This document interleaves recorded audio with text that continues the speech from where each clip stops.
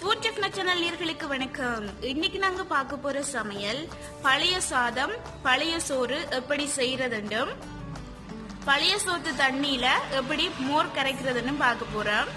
நான் ஆரம்பத்துல இருந்தே அரிசி போட்டு சோறு சமைக்கிறதுல இருந்து பிறகு அந்த சோறை பழைய சோறு ஆக்குறது எப்படி என்று ஸ்டெப் பை ஸ்டெப்பா உங்களுக்கு இந்த வீடியோ அப்லோட் பண்றேன். சோ ஆரம்பத்துல இருந்து முடிகிற வரைக்கும் கண்டினியூஸா பாருங்க.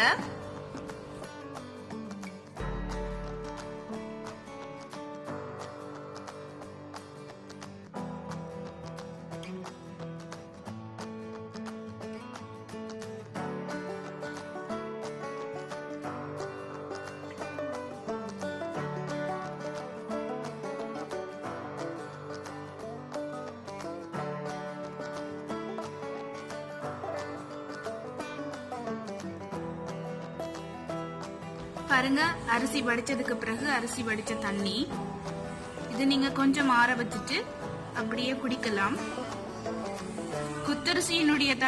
குத்தரிசியினுடைய வடிச்ச தண்ணியெல்லாம் இன்னுமே ரொம்ப சத்தானது, போஷக்கானது, இதுவுமே ஆரோக்கியமானது. இந்த பொதுவாகவே சோறு வடிச்ச தண்ணி குடிச்சு வந்தா உடலுக்கு நல்ல ஆரோக்கியம், ஒரு தெம்பு வரும். நிறைய விட்டமின்ஸ் இருக்கு சோறு வடிச்ச தண்ணியில. சோறு வடிச்ச தண்ணி, இந்த தண்ணி வந்து நான் மத்தியானம் சமைக்கும் போது வடிச்ச தண்ணி இப்ப இரவாயிட்டுது. இந்த இவ்வளவு நேரமும் நான் இதை மூடி வச்சிருந்தேன்.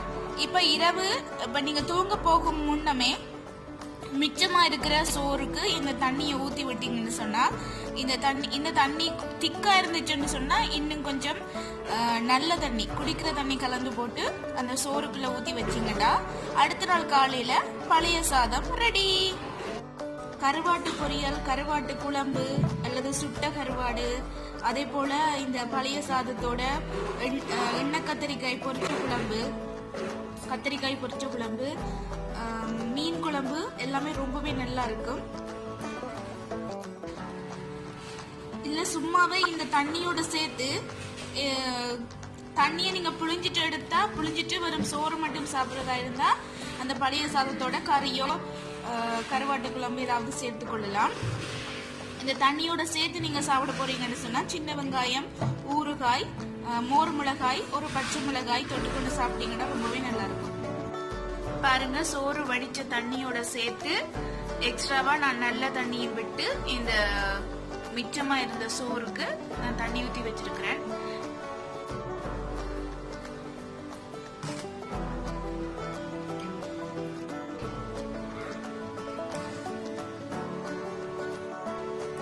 இதே நீங்கள் சில்வர் பாத்திரம் இல்லாம ஒரு நல்ல மண் பானையிலயோ மண் சட்டியிலயோ இந்த பழைய சோறுக்கு ஊற வச்சீங்கண்டா ரொம்பவே ஆரோக்கியமானது.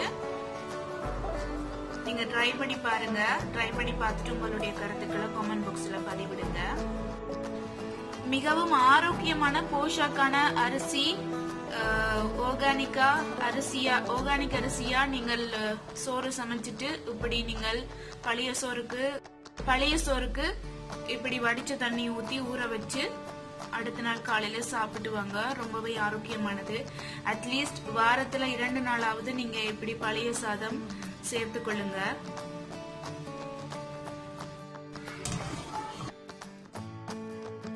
பாருங்க, அடுத்த நாள் காலையில நான் வச்ச பழஞ்சோறு எடுத்து பாக்குறேன். காலையில நேத்து வச்ச பழஞ்சோறு இன்னைக்கு பாக்குறேன்.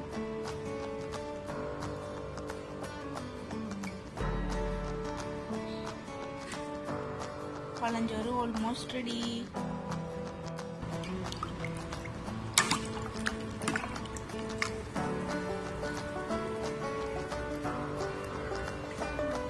பாருங்க, பழஞ்சோறு ரெடி ஆயிட்டு.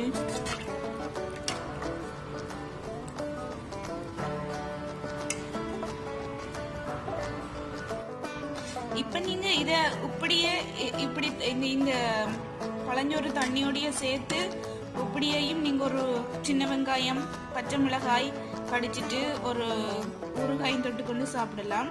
மோர் மிளகாய் வச்சு சாப்பிடலாம். இல்லைன்னா இந்த தண்ணியை மட்டும் நான் வடிச்செடுத்து கொஞ்சம் சோறும் கொஞ்சம் தண்ணியும் நான் வடிச்செடுத்து பாருங்க, வெங்காயம் பச்சை மிளகாய் போட்டு நான் உங்களுக்கு மோர் மாதிரி கலக்கி காட்டுறேன். பாருங்க, நான் ஒரு பாதி பெரிய வெங்காயம் இப்படி குட்டி குட்டியா வெட்டி வச்சிருக்கிறேன். ஒரு பச்சை மிளகாயும் குட்டி குட்டியா வெட்டி வச்சிருக்கிறேன்.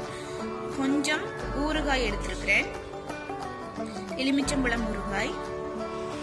நீங்க பெரிய வெங்காயத்துக்கு பதிலாக உங்கள்ட்ட சின்ன வெங்காயம் இருந்தா சின்ன வெங்காயம் கண்டிப்பா போடுங்க.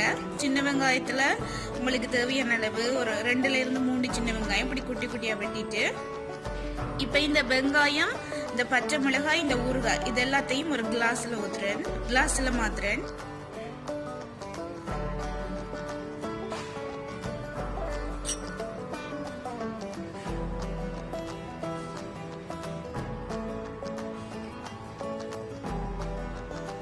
பாருங்க, பச்சை மிளகாய், வெங்காயம், ஊறுகாய் இது எல்லாத்தையும் ஒரு கிளாஸ்ல போட்டிருக்கிறேன். இப்ப நான் இதுல இந்த பழைய சோறு ஊற வச்ச தண்ணியோட சேர்த்து போடுறேன்.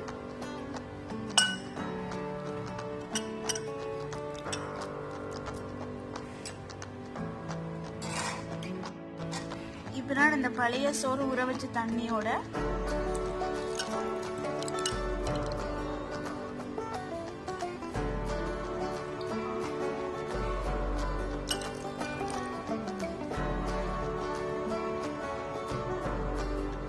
ஒரு ஆளுக்கு அளவான தண்ணி, அதுக்கு அந்த தண்ணிக்கு ஏற்ற அளவுக்கு வெங்காயம், பச்சை மிளகாய், ஊறுகாய் போட்டுருக்கேன்.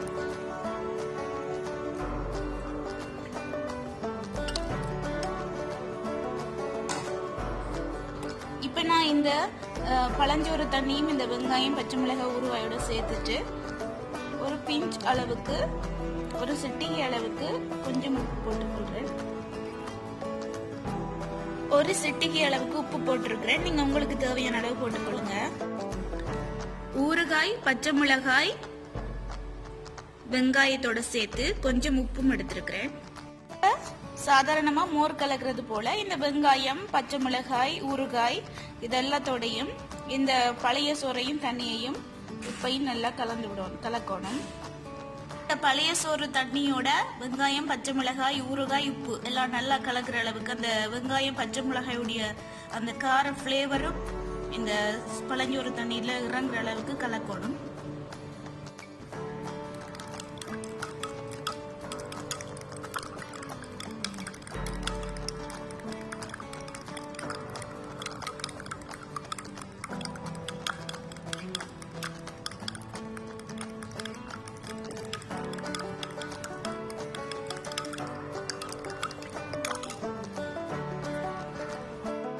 எங்களுடைய பழஞ்சோறு தண்ணி அல்லது பழஞ்சோறு தண்ணி மோர் ரெடி.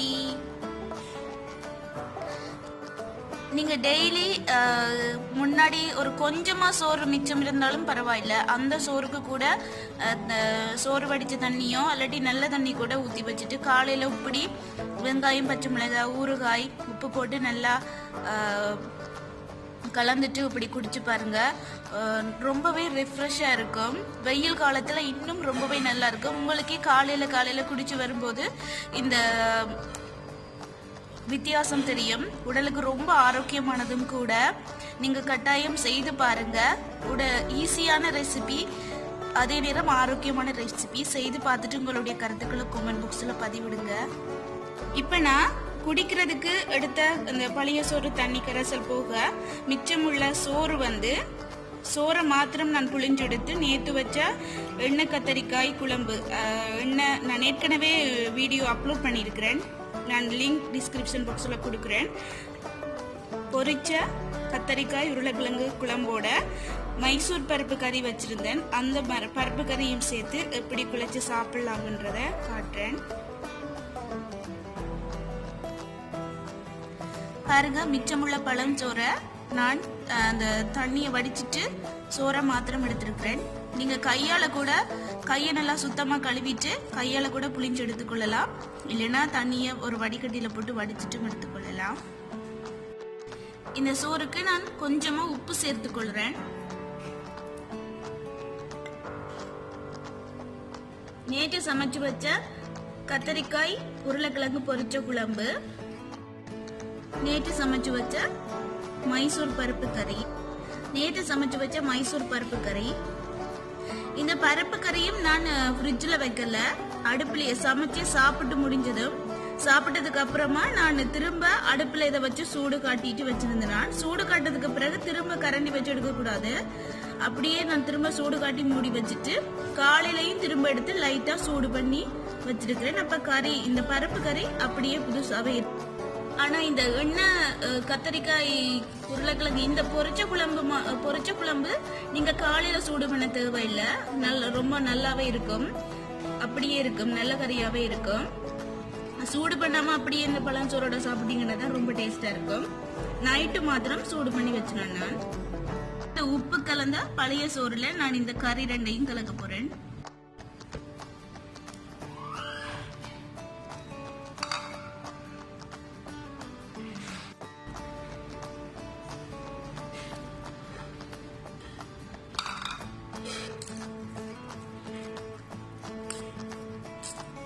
இங்க கையாலையும் குழச்சு கொள்ளலாம். பாருங்க, நான் கத்தரிக்காய் உருளைக்கிழங்கு பொரிச்ச குழம்பு இந்த சோரோட போட்டு நல்லா கலந்து வச்சிருக்கிறேன். தொட்டுக்கிறதுக்கு எலுமிச்சம்பழம் ஊறுகாய் எடுத்திருக்கிறேன், ஒரு சின்ன வெங்காயம் எடுத்திருக்கிறேன், மோர் மிளகாய் எடுத்திருக்கிறேன். பாருங்க, பார்க்கவே சூப்பரா இருக்குது, ரொம்பவே ஆரோக்கியமானது. வாரத்துல ஒரு தடவையாவது நீங்க வீட்டுல இப்படி செய்து சாப்பிடுங்க. சின்ன பிள்ளைங்களுக்கும் குழந்தைங்களுக்குமே ரொம்பவே ஆரோக்கியமானது. வெயில் காலத்துல இப்படி நீங்க சாப்பிட்டீங்கன்னா இன்னும் ரொம்பவே நல்லது, உடம்புக்கு குளிர்ச்சியும் கூட, உடம்புக்கு ரத்த ஓட்டத்தையும் ஃப்ரெஷ்ஷா வச்சிருக்கும். காலையில சாப்பிட்டதுக்கு பிறகு இப்படி இந்த தண்ணியை நீங்க குடிச்சு கரைச்சு வச்சுட்டு சாப்பிடும் போதும் குடிக்கலாம். இல்லைன்னு சொன்னா ஒரு மதிய சாப்பாட்டுக்கு முன்னாடி ஒரு 11 மணி அந்த டைம்ல நல்ல வெயில் நேரம் குடிச்சீங்கன்னா ரொம்பவே நல்லா இருக்கும். சமைச்சு வச்ச கத்தரிக்காய் உருளைக்கிழங்கு பொரிச்ச குழம்போட மைசூர் பருப்பு கறியும் கலந்துட்டு பழைய சோறு ரெடி பண்ணி இருக்கிறேன். தொட்டுக்கிறதுக்கு ஊறுகாயும் கடிச்சுக்குள்ள பச்சை மிளகாயும் மோர் மிளகாயும். இதுக்கு நல்ல காம்பினேஷனாக பழைய சோறு தண்ணியிலேயே கரைச்சு வச்ச மோர் வச்சிருக்கிறேன். இந்த ரெசிபி உங்களுக்கு பிடிச்சிருந்தா லைக் பண்ணுங்க. வீட்லயும் நீங்க செய்து பார்த்துட்டு உங்களுடைய கருத்துக்களை கமெண்ட் பாக்ஸ்ல வந்து பதிவிடுங்க. இந்த வீடியோ உங்களுக்கு மிகவும் பிரயோஜனமா இருக்கும் என்று நம்புறேன். நீங்களும் கட்டாயம் வாரத்தில் ஒரு தடவையாவது இப்படி செய்து சாப்பிடுங்க. ஆரோக்கியமான உணவு, ஆரோக்கியமா வாழுங்க. உங்க ஃப்ரெண்ட்ஸுக்கும் ஷேர் பண்ணுங்க. மீண்டும் இன்னொரு வீடியோவில் உங்களை சந்திக்கிறேன். அதுவரைக்கும் எங்களுடைய ஃபுட் செஃப்னா சேனலை புதுசா சப்ஸ்கிரைப் பண்றவங்க எங்களுடைய வீடியோஸோட எல்லா அப்டேட்ஸும் கிடைக்கிறது போல பக்கத்தில் இருக்கிற பெல் பட்டனை கிளிக் பண்ணுங்க. உங்களுடைய ஆதரவுக்கு மிகவும் நன்றி. ஃபுட் செஃப்னா சேனலை சப்ஸ்கிரைப் பண்ணுங்க, லைக் பண்ணுங்க, ஷேர் பண்ணுங்க. மீண்டும் இன்னொரு வீடியோவில் உங்களை சந்திக்கிறேன். அதுவரைக்கும் நன்றி, வணக்கம், பாய்.